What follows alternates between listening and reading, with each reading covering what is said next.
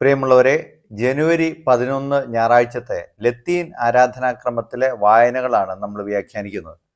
ഒന്നാമത്തെ വായന യേശയ്യാപ്രവാചകന്റെ പുസ്തകത്തിൽ നിന്നുള്ള വായനയാണ്. 42-ാം അധ്യായം 14 മുതലുള്ള തിരുവചന ഭാഗമാണ്. അവിടെ കർത്താവ് തെരഞ്ഞെടുത്ത ദാസനെ കുറിച്ച് പറയുകയാണ്. തെരുവീഥിയിൽ അവന്റെ ശബ്ദം ഉയർന്നു കേൾക്കുന്നില്ല, ചതഞ്ഞ ജാങ്ങട അവൻ ഒടിക്കുകയില്ല എന്ന് പറയുന്ന ആ ഭാഗം.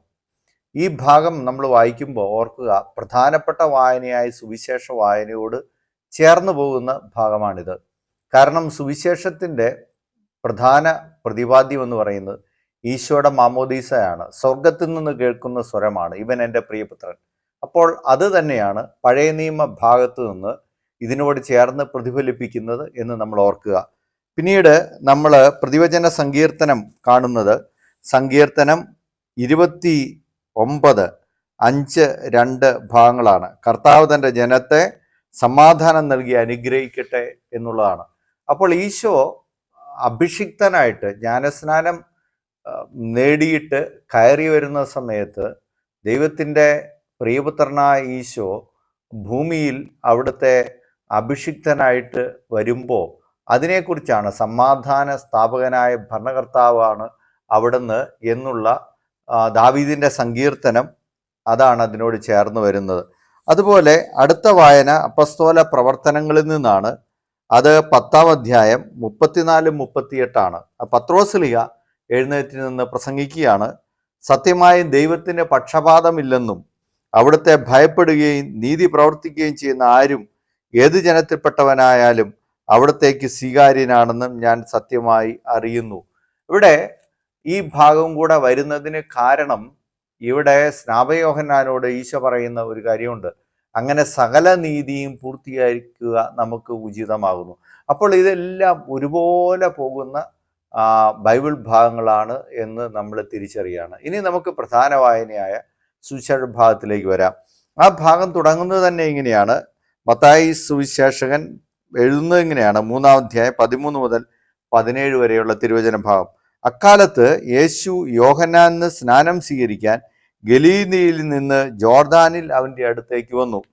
അതിനുശേഷം, ഞാൻ നിന്നിൽ നിന്ന് സ്നാനം സ്വീകരിക്കാൻ നീ എന്നിൽ നിന്ന് സ്നാനം സ്വീകരിക്കാൻ വരുന്നുവോ എന്ന് ചോദിച്ച് യോഹന്നാൻ അവനെ തടയുകയാണ്. അപ്പോൾ ഈശോ പറയുന്നു, സകല നീതിയും പൂർത്തീകരിക്കുക നമുക്ക് ഉചിതമാകുന്നു. പ്രിയപ്പെട്ടവരെ, നമ്മുടെ മുമ്പിൽ നമ്മൾ ഈ സുവിശേഷ ഭാഗത്തിൻ്റെ ദൈവശാസ്ത്രത്തിലേക്ക് അധികം കടക്കാതെ തന്നെ പ്രായോഗികമായ പാഠങ്ങളിലേക്ക് വരികയാണ്. ഒന്നാമത്തെ ചോദ്യം ഇതാണ്: സ്നാപകയോഹന്നാന്മാരിൽ നിന്ന് സ്നാനം സ്വീകരിക്കാൻ നാം തയ്യാറാകുന്നുണ്ടോ എന്ന് ചോദിച്ചാൽ അതിൻ്റെ അർത്ഥം ഇതാണ്: നമ്മൾ എത്ര വലിയവരാണെങ്കിലും നമുക്ക് ഒരു ആത്മീയ ഗുരുവുണ്ടോ?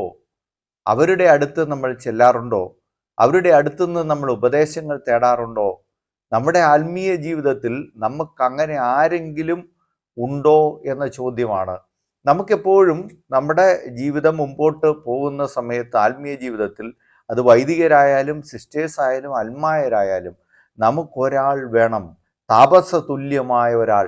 ഇവിടെ സ്നാപകയോഹന്നാൻ മരുഭൂമിയിൽ എസൈൻ കമ്മ്യൂണിറ്റിയിൽപ്പെട്ട ആളാണ്, താപസ തുല്യമായ ജീവിതം നയിച്ച ആളാണ്. ആ ആളുടെ അടുത്തേക്ക് സ്നാപകയോഹന്നാൻ ഈശോയും തമ്മിൽ ഇതിനു മുമ്പ് സംഭാഷണങ്ങൾ നടന്നിരുന്നു എന്ന് സ്നാപകയോഹന്നാന്റെ വാക്കിൽ നിന്ന് തന്നെ വ്യക്തമാണ്. ഞാൻ നിന്നിൽ നിന്ന് സ്നാനം സ്വീകരിക്കേണ്ടിയിരിക്കെ നീ എന്നിലേക്ക് വരുന്നു. അപ്പോൾ അത് സ്നാപകയോഹന്നാൻ പറയുമ്പോൾ തന്നേക്കാൾ വലിയവനാണ് ഈശോ എന്ന് സ്നാപകയോഹന്നാൻ പൂർണ്ണമായിട്ട് അറിയാം. അപ്പോൾ ഈശോയുടെ സുപ്രീമസി സ്നാപകയോഹന്നാൻ ഒന്നുകൂടെ പ്രഖ്യാപിക്കുകയാണ്. അപ്പോൾ ഈശോ ചെയ്യുന്നത് എന്താണ്? 40-50 കിലോമീറ്റർ അകലയിൽ നിന്ന്, അതായത് ഗലീലിയിൽ നിന്ന് ജോർദാനിലേക്ക് വരികയാണ്. അത്രയും അകലമുണ്ട്. ആ അകലെ വന്ന് ഈ സ്നാപകയോഹന്നാന്റെ അടുത്ത് നിന്ന് സ്നാനം സ്വീകരിക്കുകയാണ്. അപ്പോൾ നമ്മൾ ഓർക്കുക, നമുക്ക് ഒരു ആത്മീയ നിയന്താവ് വേണം, നമുക്കൊരു നേതൃത്വം വേണം, നമുക്ക് ഉപദേശങ്ങൾ തേടാൻ പറ്റുന്ന ഒരു വലിയ സ്രോതസ് നമുക്ക് വേണം. ഒരു വടവൃക്ഷം പോലുള്ള ആളുകളെ, നമുക്ക് വലിയ ആത്മീയതയുടെ സങ്കേതങ്ങളെ നമ്മൾ തേടിപ്പോണം എന്ന് ഈ ഭാഗം നമ്മളോട് പറയുന്നു. രണ്ടാമത്തെ കാര്യം ഇതാണ്: ഈശോ സ്നാനം സ്വീകരിച്ച് കയറി വരുന്ന സമയം സ്വർഗം തുറക്കുകയാണ്.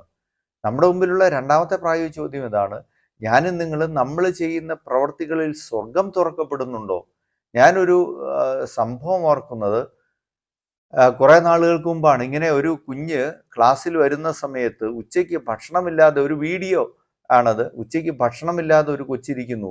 ഇവന് ഭക്ഷണം കഴിക്കുന്നതിൻ്റെ ഇടയ്ക്ക് ഈ കൂട്ടുകാരനെ ശ്രദ്ധിക്കുന്നുണ്ട്. അവസാനം അവനോട് വന്ന് ചോദിക്കുന്നു, അവന് ഭക്ഷണമില്ല എന്ന് മനസ്സിലാക്കുന്നു. പിറ്റേന്ന് അമ്മയോട് ഒരു പൊതി കൂടി പൊതിഞ്ഞെടുക്കാനായിട്ട് പറയുകയാണ്. അവൻ നിർബന്ധം പിടിക്കുകയും അമ്മയോട് അവൻ കാരണം പറയുന്നില്ല. അങ്ങനെ അമ്മ പൊതിഞ്ഞു കൊടുക്കുകയും ചെയ്യുന്നു. ആ പൊതി കൊണ്ടുവന്ന് ഈ കുട്ടിക്ക് കൊടുക്കുകയാണ്. അപ്പോൾ സ്വർഗം തുറക്കുന്ന പ്രവർത്തികൾ നമുക്ക് ചെയ്യാനാകുന്നുണ്ടോ? നമ്മൾ വേറൊരു സംഭവം ഓർക്കുന്നുണ്ടല്ലോ, പ്രളയത്തിന്റെ സമയത്ത് വഴിയറിയാതെ ഒരു അപരിചിതമായിട്ടുള്ളൊരു ആംബുലൻസ് വരുമ്പോൾ തോടും വഴിയുമെല്ലാം ഒരുപോലെ കിടക്കുന്നു.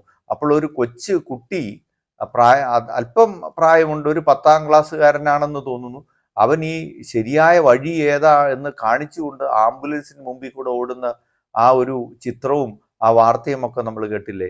സ്വർഗം തുറക്കുന്ന പ്രവൃത്തികൾ, നന്മ പ്രസരിപ്പിക്കുന്ന പ്രവൃത്തികൾ, പ്രകാശം പരത്തുന്ന പ്രവൃത്തികൾ നമുക്ക് ചെയ്യാൻ സാധിക്കുന്നുണ്ടോ എന്നുള്ളതാണ് മൂന്നാമത്തെ പ്രായോഗിക ചോദ്യം. അപ്പോൾ ഒരു സ്വരം കേൾക്കുകയാണ്, ഇവൻ എൻ്റെ പ്രിയപുത്രൻ, ഇവനിൽ ഞാൻ പ്രസാദിച്ചിരിക്കുന്നു. പ്രിയപ്പെട്ടവരെ, നമ്മുടെ പ്രവർത്തികൾ കണ്ടിട്ട് ദൈവബോധം മറ്റുള്ളവർ ജനിക്കപ്പെടുന്നുണ്ടോ? ദൈവത്തിലേക്ക് ദൃഷ്ടികൾ ഉയർത്താൻ പറ്റുന്നുണ്ടോ? അല്ലെങ്കിൽ ഭൂമിയിൽ ദൈവത്തിൻ്റെ അടയാളങ്ങളായി നമ്മളെ അവർക്ക് കാണാനായിട്ട് സാധിക്കുന്നുണ്ടോ? ഇവൻ എൻ്റെ പ്രിയപുത്രൻ എന്ന് സ്വർഗത്തിൽ നിന്ന് കേട്ട സ്വരം മാതിരി നമ്മളെ കാണുമ്പോൾ ഇതാ ഭൂമിയിൽ ദൈവത്തിൻ്റെ അടയാളങ്ങൾ എന്ന് മറ്റുള്ളവർക്ക് മനസ്സിലാക്കാൻ സാധിക്കുന്നുണ്ടോ? കുറെ കാലങ്ങൾക്ക് മുമ്പ് ചെറു ക്ലാസ്സിൽ പണ്ട് പഠിച്ചുകൊണ്ടിരുന്ന ഒരു കഥയാണല്ലോ, ആദാമിൻ്റെ മകൻ അബു എന്ന് പറയുന്ന ഒരു കഥ. ആ കഥയിൽ നമ്മൾ കാണുന്നുണ്ടല്ലോ, ഒരു കടത്തുവഞ്ചിക്കാരൻ, അവന് ഒരു ആദ്യ ദിവസങ്ങളിൽ പ്രായമായവരൊക്കെ വരുമ്പോൾ അവൻ ഗവനിക്കാതെ വഞ്ചി വിട്ടു പോവുകയാണ്. അപ്പോൾ അവൻ രാത്രിയിൽ ഒരു സ്വപ്നം കാണുന്നു, മാലാഖ പുസ്തകവുമായി, ജീവന്റെ പുസ്തകവുമായിട്ട് വരുന്നു. അവൻ വെപ്രാളപ്പെട്ട് നോക്കുമ്പോൾ അവൻ്റെ പേരില്ല. അവൻ ദുഃഖിതനാവുന്നു. പിറ്റേ ദിവസം ഇതുപോലെ പ്രായമായവർ വരുമ്പോൾ അവൻ അവിടെ വഞ്ചി അവിടെ നിർത്തിയിട്ടിരിക്കുകയാണ്. അവരെയും കൂടെ കൂട്ടി അവൻ പോകുന്നു. രാത്രിയിൽ അവൻ സ്വപ്നം കാണുന്നു, മാലാഖയുടെ പുസ്തകം, ആദ്യത്തെ പേര് ആദാമിൻ്റെ മകൻ അബു എന്ന്. അപ്പോൾ നമ്മുടെ പ്രവർത്തനങ്ങളിലൂടെ, നമ്മുടെ വർത്തമാനങ്ങളിലൂടെയൊക്കെ ദൈവചിന്ത പ്രസരിപ്പിക്കാൻ നമുക്ക് പറ്റുന്നുണ്ടോ? നമ്മിൽ ദൈവത്തിൻ്റെ സാന്നിധ്യം കാണാൻ മറ്റുള്ളവർക്ക് പറ്റുന്നുണ്ടോ എന്നുള്ള ചോദ്യം ഈ ഭാഗം നമുക്ക്, ഈ ദിവസത്തെ ഭാഗങ്ങൾ, സുവിശേഷം ഭാഗങ്ങൾ, ബൈബിൾ ഭാഗങ്ങൾ നമ്മളോട് ചോദിക്കുന്നു. Subscribe now and press the bell icon. Never miss an update.